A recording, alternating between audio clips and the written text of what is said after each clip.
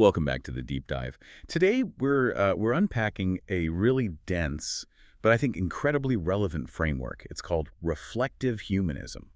And it's all about offering a structural critique, a different way of looking at consciousness, ethics, and social structures. Especially now with advanced AI becoming such a huge part of our world. Right. And our mission today isn't to, judge this philosophy or say it's right or wrong. We're just using it as a lens, a way to look at something very specific. A very specific and frankly very awkward phenomenon. Exactly. The sources call it collective silence. That sudden, really uncomfortable quiet that descends after a big failure or a scandal.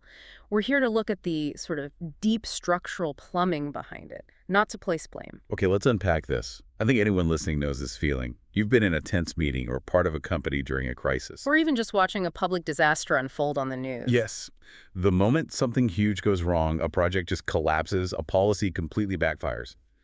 Instead of an explosion, sometimes, it just stops. Everything just stops. It's this sudden, almost chilling quiet. And it feels bizarrely like nothing actually happened. And that feeling of nothing happened is the key. That's what's so deceptive about it. The source notes that it feels like an evaporation, but reflective humanism really stresses that the core problem is still there. Unresolved. Unresolved and completely unacknowledged. The silence isn't a conclusion, it's a structural response. It's designed to absorb the shock and, I think, avoid the necessary processing. So let's dig into the physics of that quiet. Because it's not just one person deciding to be quiet. No, not at all. Everyone seems to stop talking all at once. It's synchronous. So why call it collective silence? Why not just, apathy or denial? Because that framing shifts our focus from the person to the environment. The N.42 thesis, which is one of our key sources here, argues that this silence isn't the result of someone's choice. It's a structural state. It's a structural state, exactly. Responsibility has, and this is the key phrase, it's dissolved from the speaking subject, the person who might apologize, into the field configuration. Okay, hold on. Let's stop on field configuration. That sounds a little like impenetrable jargon. It can, yeah. For you listening, what does that actually look like in a real office? Yeah. Is that just a fancy way of saying corporate culture? It's more precise than culture. Think of the field configuration as the wiring diagram of the organization's accountability. The wiring diagram, I like that. It dictates who's connected to who and, crucially, where judgment is supposed to land.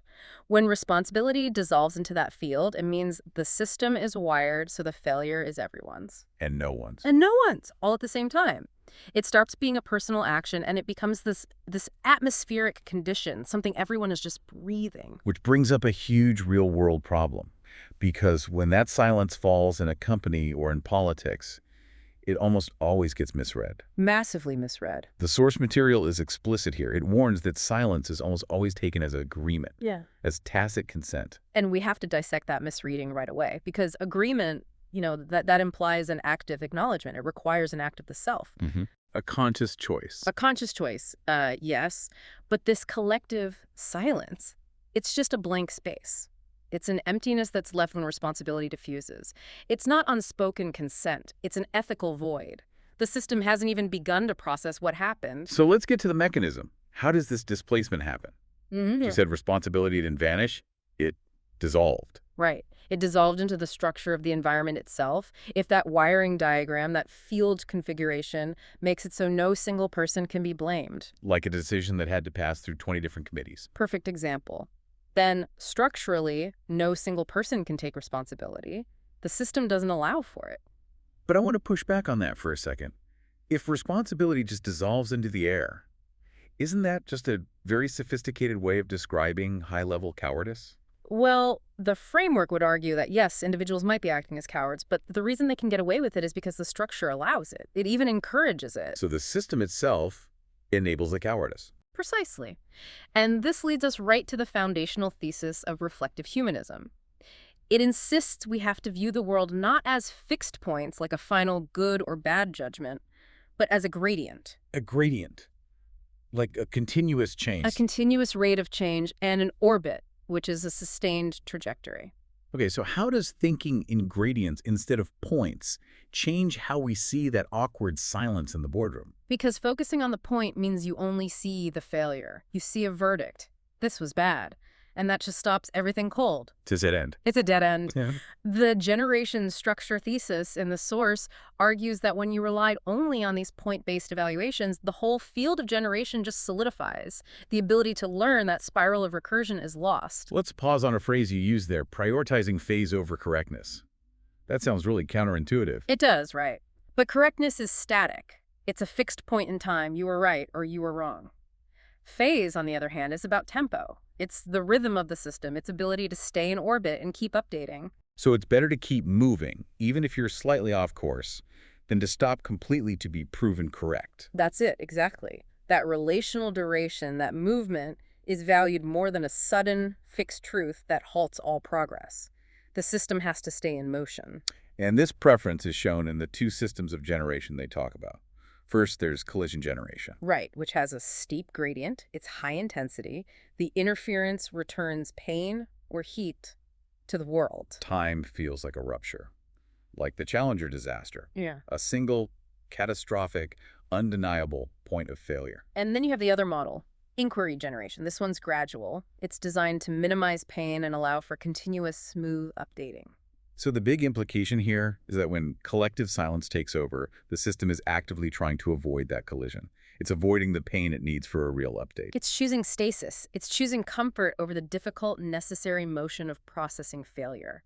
Okay, so if that's what's happening in a group of people, what happens when we introduce a new player?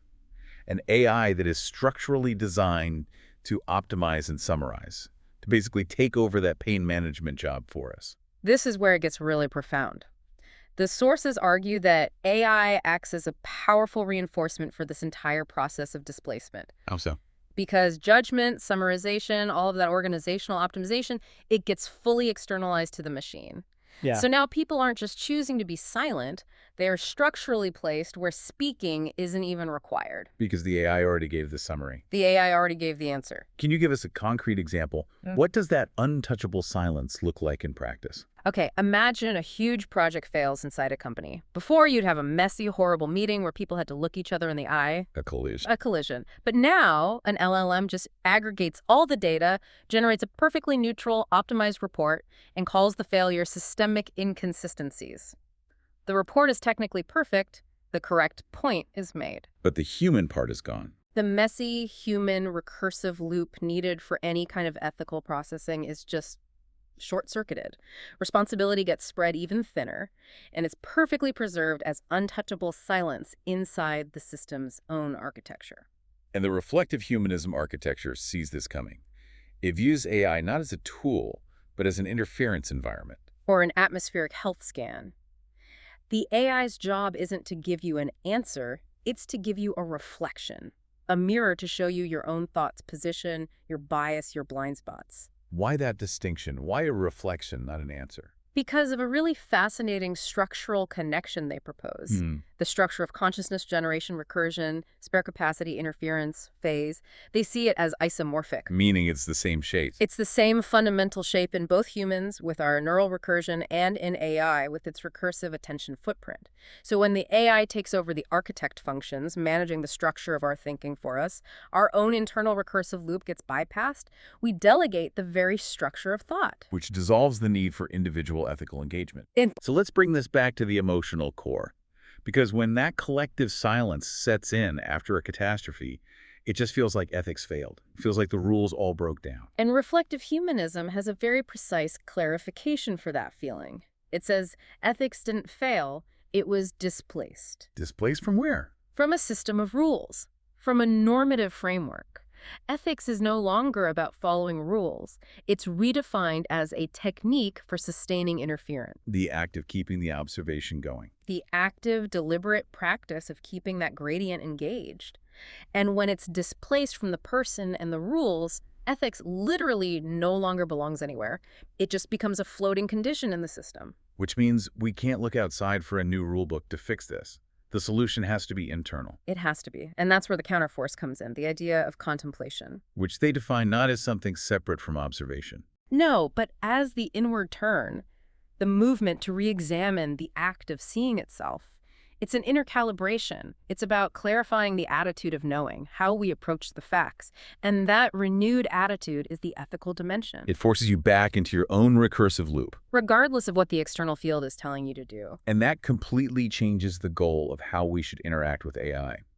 The ultimate aim of this practice is to create what they call a coexistence layer. Right. An environment where that attitude of contemplation can actually thrive. And the key ethical rule here is something called non-interference ethics. Touching without touching too much. Exactly. Respecting that transparent distance between you and the system. And here's the irony. The sources conclude that the ultimate purpose of a well-designed AI shouldn't be to create more information overload. It should be to generate silence. A stable, conducive silence. A silence that actually allows the human contemplation loop to finally activate.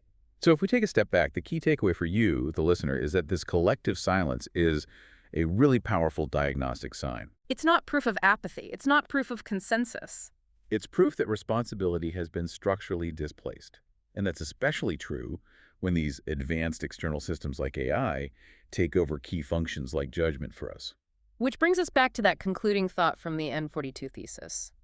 When no one spoke after the failure, did we see that silence as an ending, as the book being closed? Or were we prepared to see it as something else, as a trace of responsibility that the current structure just couldn't hold? And there's no need for us to answer that today. For now, we just let the silence remain diagnostic. But let's leave you with one final thought to mull over, built from what we've discussed.